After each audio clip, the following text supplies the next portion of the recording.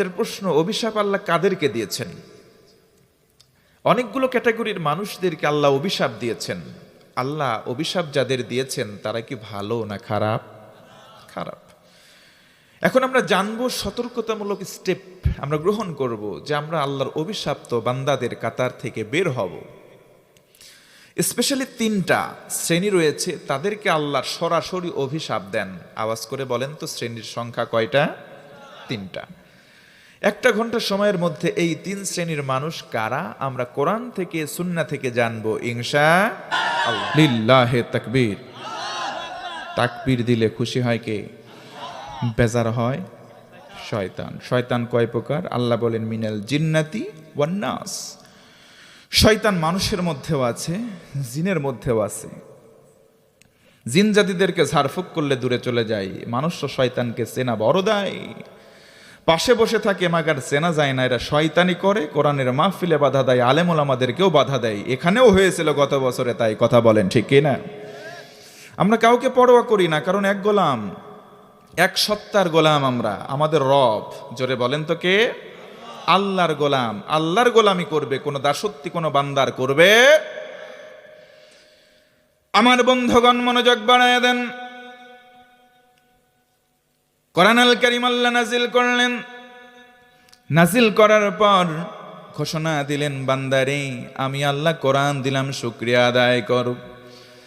আল্লাহ রাব্বুল আলামিন বলেন, আলহামদুলিল্লাহিল্লাযী আনজালা আলা আবদিহিল কিতাব ওয়া লাম ইয়াজআল লাহু ইওয়াজা। আমার আল্লাহ বলেন, ও গোলাম, সমস্ত প্রশংসার মালিক আল্লাহ। আমরা যদি বলি কেন, আল্লাহ বলেন এমন একটা কোরআন দিলাম, এমন একটা কিতাব দিলাম, আমি আমার বান্দার প্রতি কিতাব দিলাম। ওই কিতাবের ভেতরে কোনো আড়ষ্টতা নাই, কোনো গোপনীয়তা নাই। যা কিছু কোরআনে আছে সব কিছু উন্মুক্ত। চিৎকার করে বলুন সুবহানাল্লাহ। তাহলে কোরআনে যা আছে সবকিছু উন্মুক্ত। ঘোষণা কার? একটু জোরে বলেন কার? আল্লাহর কথা, আল্লাহর ওয়াদা মিথ্যা হবে? ওয়াদাল্লাহি হাক্কুন। আল্লাহ কোরআনে বলেন আল্লাহর ওয়াদা সত্য। ভিন্ন আয়াতে আল্লাহ বলেন ইন্নাল্লাহা লা ইউখলিফুল মিআদ।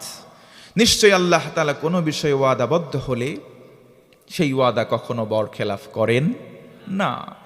কিন্তু দুনিয়াতে আমরা দেখেছি অনেক নেতা, এই যে মৌসুম চলে এসেছে ভোটের, আগে আগে আসবে, মাহফিলেও আসে, বিভিন্ন জায়গায়ও যায়।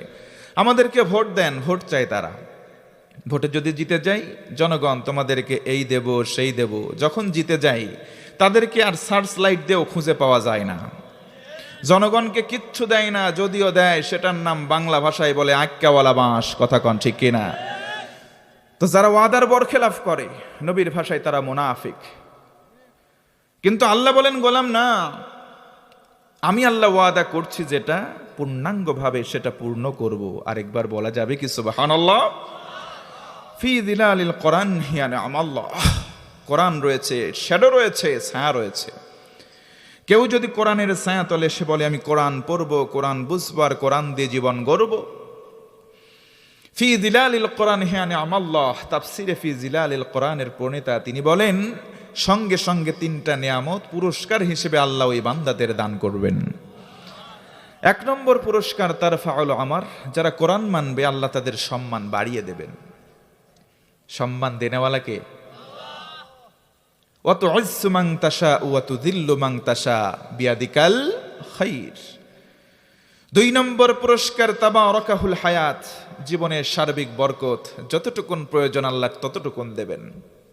3 নম্বর তাসকিয়াহুল হায়াত, জীবনের মধ্যে চলতে গেলে, কোরআন মানতে গেলে কিছু ভুল ইচ্ছাই বা অনিচ্ছাই হতে পারে, আল্লাহ তাআলা সেই গুনাহগুলো মাফ করে দেবেন। জোরে বলুন সুবহানাল্লাহ। আমার বন্ধুগণ, আজকে যে আয়াতে কারিমা তেলাওয়াত করেছি সূরা আহজাবের 64 নম্বর আয়াতে কারিমা, আল্লাহ বলেন ইন্নাল্লাহা, নিশ্চয় আল্লাহ, লানাল কাফিরিন, কাফেরদেরকে লানত করছেন, অভিশাপ দিচ্ছেন। ওয়া আ'আদ্দা লাহুম সাঈরা, আর তাদের জন্য প্রজ্বলিত আগুন প্রস্তুত করা রয়েছে। আল্লাহু আকবার। আমার বন্ধুগণ মনোযোগ বাড়ায় দেন। নাটোর জেলার মুসলমান আমার ভাই বাবাজি, তরুণ যুবক যারা শুনতে পাচ্ছ, গভীর মনোযোগ বাড়ায় দাও। আল্লাহ রাব্বুল আলামিন বলেন, ইন্নাল্লাহা লা'আনাল কাফিরিনা ওয়া আ'আদ্দা লাহুম সাঈরা। একটু জোরে বলা যাবে না আল্লাহু আকবার? আমার কথা কি বুঝতে অসুবিধা হচ্ছে? এ যুবক ভাইরা, তরুণ ভাইরা তোমরা আছো? যুবকরা কই দেখি, কই? এখানে আসে নাই বেশি। আসার সময় দেখলাম ওই জায়গায় যে মার্কেট বসাইছে ভাই, ওই জায়গার মধ্যে আসার আগে ভ্যালো করে দিয়েছে, ডার্লিং তোমার এলাকায় না মাহফিল হইতেছে, আমি আইতেছি, জিলাপি 1 কেজি কিনে গাছের তলায় দাঁড়ায় আছে, আসো। এদিকে বান্ধবী বলতেছ, এত গুড় সস্তা নাকি, আমি ফুচকা ছাড়া দেখাই করব না। জিলাপি কিনছে, ফুচকা কিনছে, গাছতলায় দাঁড়াইয়ে প্রেমের নিবেদন চলতেছে, এমনও আছে না নাই? আমার যুবক ভাইরা খুব ভালো, এদের কোনো দোষ নাই, এরা মেয়েদের পাল্টানিতে পড়েই প্রেমে পড়ে। আবার কয়দিন পরে ছ্যাঁকা খাই, বেঁকা খেয়ে এসে বলে, চাচা আমার হেনা কোথায়? এ যুবক কথা কও না কেরে? এদের অবস্থা এমন, রাস্তা দিয়ে যাই, আগের জামানায় এরা রিপ্রেজেন্ট করতো মেয়েদেরকে, আর এখন মেয়েরা এদের রিপ্রেজেন্ট করে কাট করে ফেলে।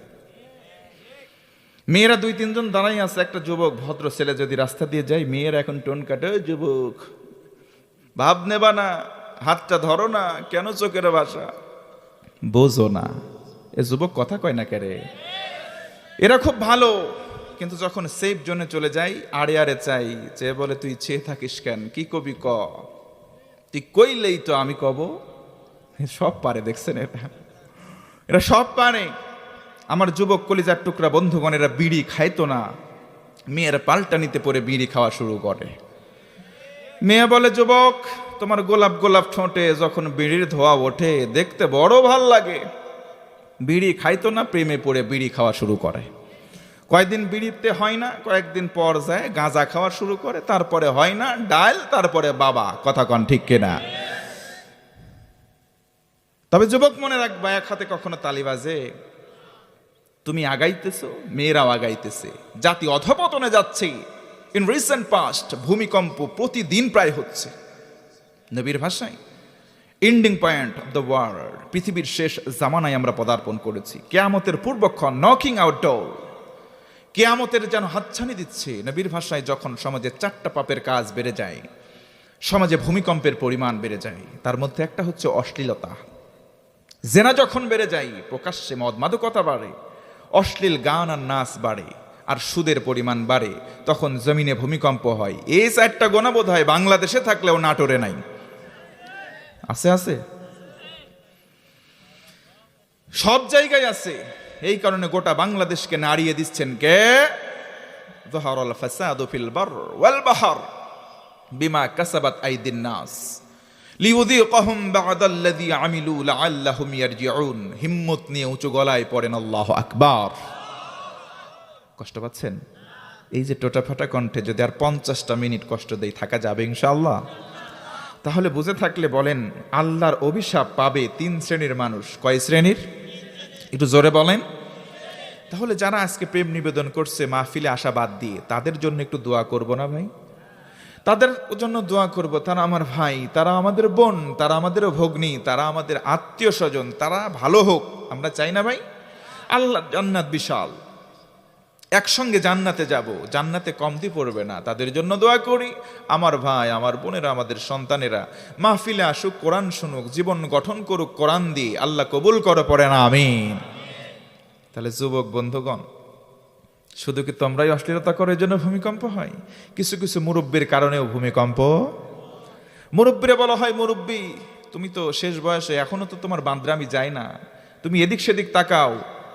টুকটুকির মায়ের বাড়ির সামনে দাঁড়ায় গিয়ে গান বলো, টুকটুকির মা বয়স কিন্তু আমার বেশি না, শুধু চুল কটা পাহে গেছে বাতাসে। কথা কন আছে না নাই? গিয়ে বলবেন, মুরব্বী একটু থামো না, মুরব্বী মুরব্বী থামো। মুরব্বী বলবে, দূর বেটা, বয়স না হয় হয়েছে, মন তো এখনো বুড়া হয় নাই। কথা কয় না, কথা কয় না যুবক। তাহলে এই মুরব্বীদের জন্য দোয়া করি, আসুন না ফিরে আল্লাহর পথে, আল্লাহ রসুলের পথে, কারণ এখানেই আছে শান্তি, এখানেই আছে মুক্তি ইনশা। আমার মা বোনেরা কি আছে? আজকে আছে? মানে বসার জায়গা করেছেন? আল্লাহু আকবার। কোথায়? এই পাশে, মাশাআল্লাহ। তারা শুনতে পাচ্ছে আমাকে, তাই তো? তাহলে মা বোনদের পক্ষে বিপক্ষেও একটু ওয়াজ করা দরকার। কারণ বর্তমানে না থাকুক, ইতোপূর্বে ঘুরে ফিরেই ওনারাই ছিল বাংলাদেশের সরকার। একটু হলে ওয়াজ করা দরকার। করবো তো ইনশাল্লাহ। তা আসুন 3টা শ্রেণীকে আমরা জেনে নেই। যদি 1 ঘন্টা বলেছে, একটু স্লিপ এদিক ওদিক হয়, কষ্ট পাবেন। 3 শ্রেণীর মানুষ যাদের জন্য আল্লাহর লানত, আল্লাহ পাকের অভিশাপ। নাম্বার 1, 1 নম্বর হলো কোরআন জানবার পর, আল্লাহকে চিনবার পর যারা আল্লাহ এবং কোরআনকে গোপন করবে, আল্লাহর লানত তাদের উপরে পড়বে। জোরে কান্না আউযুবিল্লাহ। আল্লাহ রাব্বুল আলামিন বলেন, ইন্নাল্লাযীনা ইয়াকতুমুনা মা আনজালনা মিনাল বায়্যিনাতি ওয়াল হুদা মিন বা'দি মা বায়্যানাহু লিন-নাসি ফিল কিতাব উলাইকা ইয়ালআনুহুমুল্লাহু ওয়া ইয়ালআনুহুমুল লাঈনুন। আমার আল্লাহ বলেন, ও গোলাম, আমি যা নাজিল করেছি তার মানে কোরআন, যারা স্পষ্ট নিদর্শন পাওয়ার পরে ইচ্ছা করে তথ্যগুলো গোপন করবে, আমি আল্লাহর লানত তাদের উপরে পড়বে। আর যারা লানতকারী হয় তাদের লানত তাদের উপরে পড়বে। কোরআনের জ্ঞান আলেম ওলামার ভিতরে জোরে বলেন তো আছে না নাই? কিন্তু অনেক আলেম ওলামা আছে দেখবেন কোরআনের হক কথা বলতে সাহস পায় না, শুধুমাত্র দুনিয়ার স্বার্থের জন্য। কিন্তু আল্লাহ বলেন, গোলাম, তুমি যদি দুনিয়ার স্বার্থ, দুনিয়ার মোহে মোহান্বিত হও, আর যদি কোরআনের হক কথাগুলো বলা থেকে নিজেকে বিরত রাখ, তুমি যদি সত্যকে অস্বীকার না করি, সত্যকে যদি ইচ্ছা করে গোপন করো, ও মুসলমান, আল্লাহ বলেন আল্লাহ নিজে তাদেরকে লানত দিবেন। লানতকারীদের লানত তার উপরে পড়বে, বলা যাবে না নাউযুবিল্লাহ। তার মানে বোঝা গেল 1 নম্বর শ্রেণী হলো তারা যারা কোরআন জানবার পর, আল্লাহর পরিচয় জানবার পর কথা মতো তারা কাজ করে না। ভাইরা বলেন তো, আল্লাহ আমার রব, কোনো সন্দেহ আছে নাকি?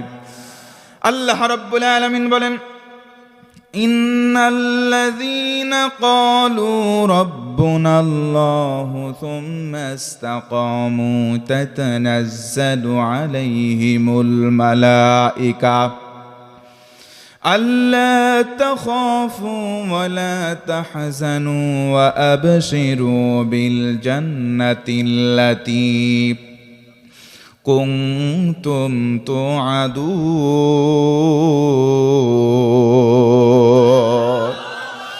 আল্লাহ রাব্বুল আলামিন বলেন, বান্দারি, নিশ্চয়ই যারা বলবে আল্লাহ আমার রব, আল্লাহ আমার সব, আল্লাহ বাদে আমার জন্য কোনো অভিভাবক, আল্লাহ তাআলা বলেন, বান্দারি, সুম্মা ইসতাকামু, যদি আল্লাহকে বলো রব, আল্লাহ তুমি আমার সব, কথা বলে যদি টিকে থাকতে পারো, 2টা পুরস্কার দেওয়া হবে মুসলমান। নাম্বার 1, 1 নম্বর, আমরা একদিন মারা যাব, মৃত্যুবরণ করব, সেই দিন রহমতের ফেরেশতা আমাদের দোরগোড়ায় পাঠানো হবে। বলেন সুবহানাল্লাহ। এবার জানতে চাই নাটোরের মুসলমান, বলেন তো, আমার দিকে মনোযোগ বাড়ায় দেন, আমরা একদিন মারা যাব, এই ব্যাপারে কারো কোনো সন্দেহ বা দ্বিমত আছে নাকি? জোরে বলেন, থাকতে পারে? আল্লাহ রাব্বুল আলামিন বলেন, ইযা জাআ আজালুহুম লা ইস্তাখিরুনা সাআতাও ওয়া লা ইস্তাকদিমুন। আমার আল্লাহ বলেন, ও গোলাম, তোমাকে একটা হায়াত দেওয়া হয়েছে, এই হায়াতের গণ্ডি রয়েছে, সীমা যখন শেষ হয়ে যাবে, 1টা সেকেন্ড তোমাকে অবকাশ দেওয়ার সুযোগ নাই। 1টা সেকেন্ডকে কেন্দ্র করে, ও মুসলমান, কেউ যদি ইচ্ছা করে 1 কদম সামনে যাব অথবা 1 কদম পেছনে যাব, আল্লাহ বলেন সুযোগ নাই, জায়গায় তোমার মৃত্যুবরণ করা লাগবে।